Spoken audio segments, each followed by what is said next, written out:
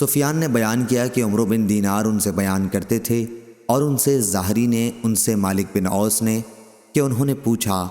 آپ لوگوں میں سے کوئی بیع صرف یعنی دینار، درہم، اشرفی وغیرہ بدلنے کا کام کرتا ہے؟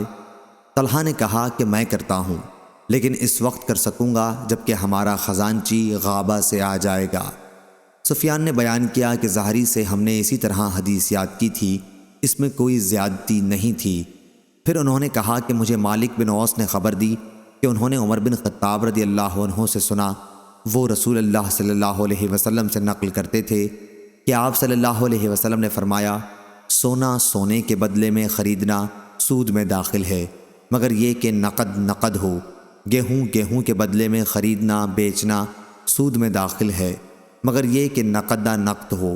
کھجور کھجور کے بدلے میں سود ہے مگر یہ کہ نقدہ نقد ہو، اور جو کے بدلے میں سود ہے مگر یہ کہ نقدہ نقد ہو۔ صحیح بخاری حدیث نمبر 2134۔